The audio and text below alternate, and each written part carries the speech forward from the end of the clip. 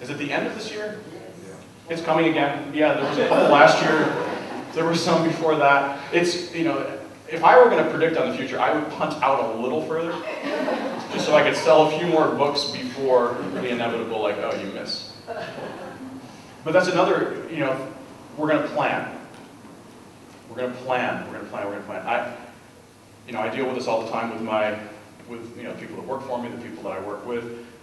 Most of the companies now that I work with that I'm selling product to didn't exist 5 years ago. Not like they were just getting started. They didn't exist. And now they're huge. I was down at the campus of Facebook the other day. They were having a luau in celebration of their stock price going down. I think they booked the luau before the IPO, and so there were some assumptions about which way it was going to go. Yes. I think it's found a nice level.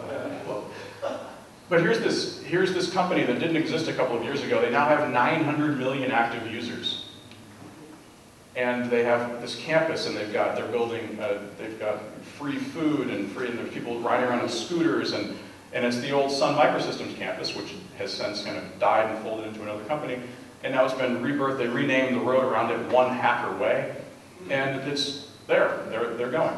Didn't exist. So to look forward and say, well, what am I planning to be in 5 years? I have no idea. There will probably be a bunch of stuff that exists that is just a dream right now.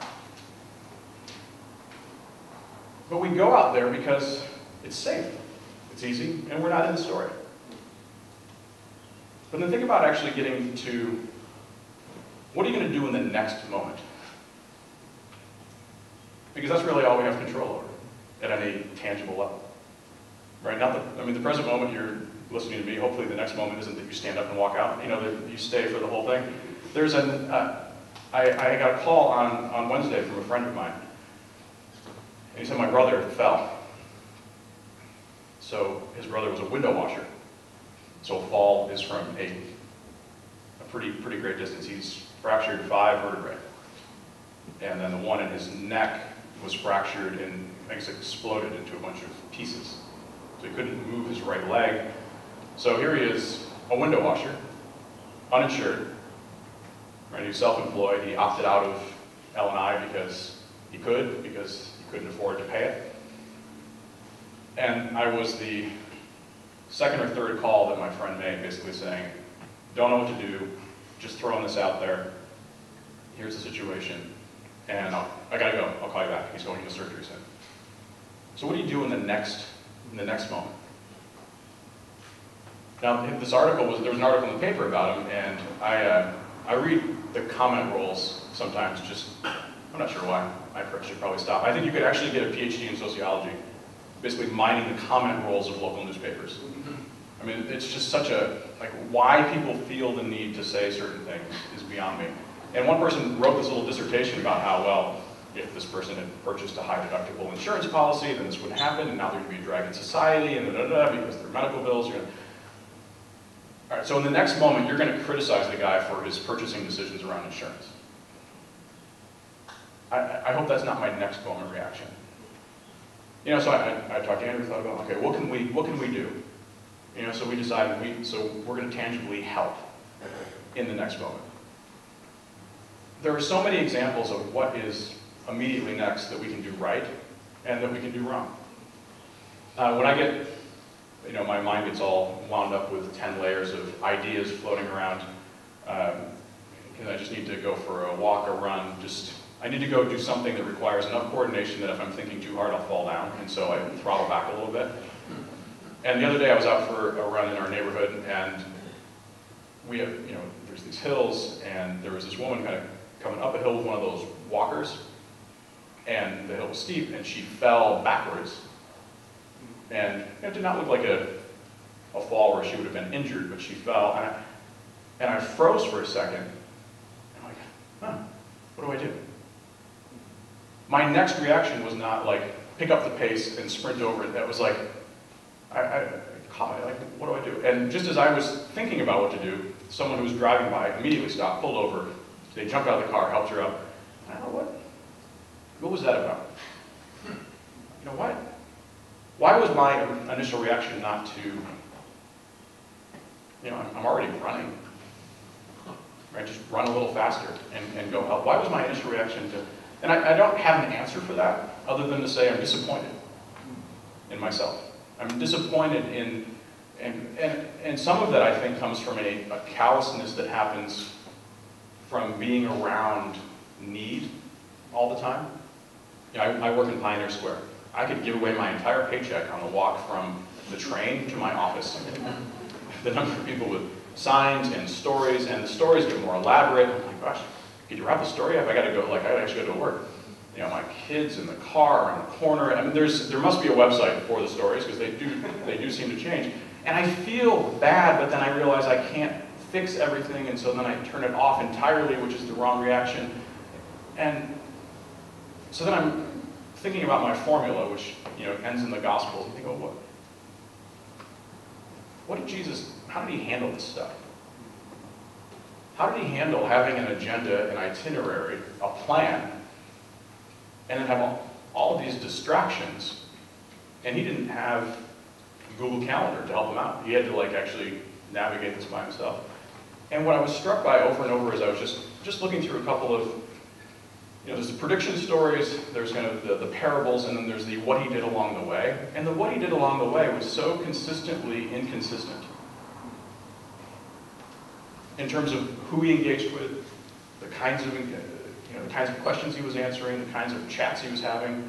Everything from folks who were mentally ill to folks who were in extreme poverty to people who were of society and status, and everything in between. And he didn't have this, we're always looking for that unified theological construct that says, oh, just do this. Here's your 10-word answer. Here's your bumper sticker theology that just solves all of the problems.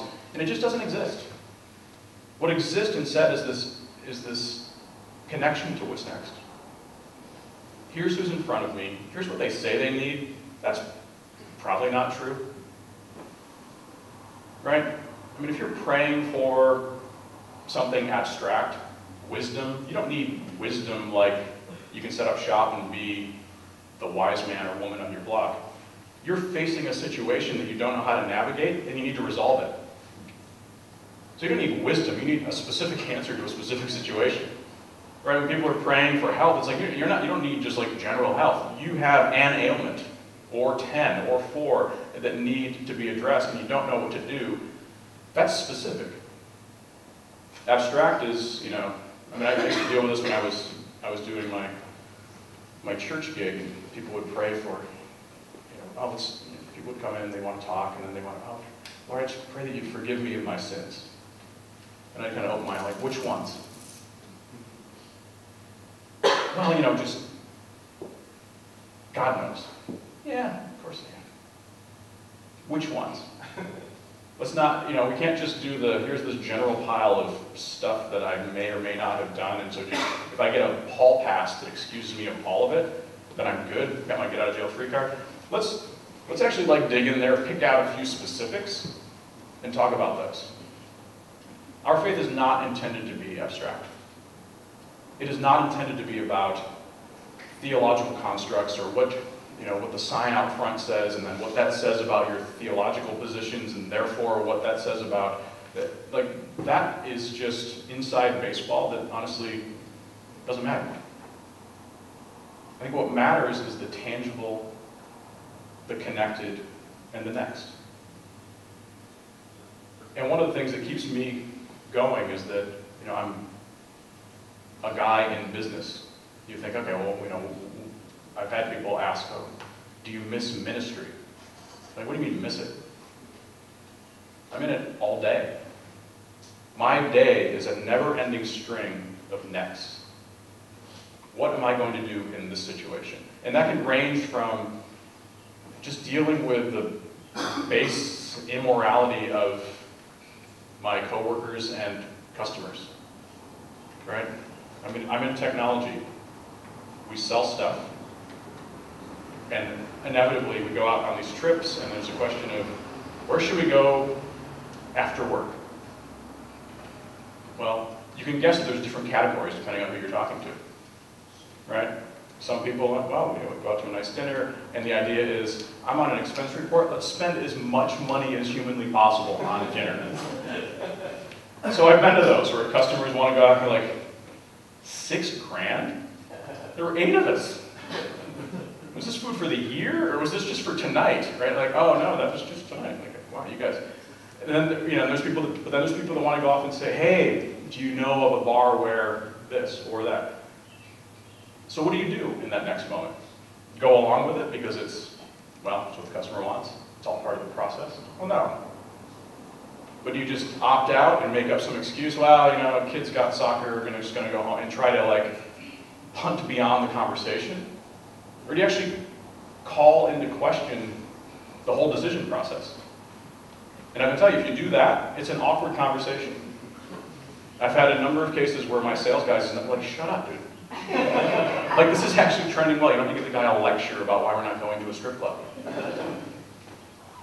But when else am I going to have that conversation to talk with this guy and question whether that should be considered entertainment for him? And why that's dishonoring to him, to his wife, to the women who are hired at this club to dance. Let's engage in a broader conversation. I actually did that once, and we didn't get the deal. And I don't care that we didn't make money off of someone who was going to assess their purchasing criteria based on how much of a Vegas type experience we were willing to give to them. Honestly, if that's you and your money, you can keep your money and you can keep your stuff. I'm not that for sale. What are we doing next? It's such a huge question, and it's so simple and so complex at the same time. And the theological basis for everything that we've studied, everything that you can read, Old Testament, New Testament, that's what was happening, was this progression of nexts that people had to choose to either trust God, test God, disobey God, or ignore God. So it's interesting that today we have community set up. I didn't know that was the gate. That actually works out because there's a tangible next step. A next step to reflect, a next step to do the thing that religiously we do to remind us of something that hopefully guides us in our daily life. So I encourage you to think about how you do on the next in your relationships, at work, at church, and how you could maybe narrow the bars a little bit. I really, going back to my dad's green books, the thing that I wanted more than anything else, especially as I became an adult, was just to hear a conversation that didn't drift off into something arbitrary. And I think we all have that opportunity to steer conversations, to steer relationships, and to get down to, not an interrogation or an interview, but a genuine cause of concern. So as Pastor Fred comes up and we do communion, I really encourage you to dwell on what's next. Thanks, Casey. Excellent.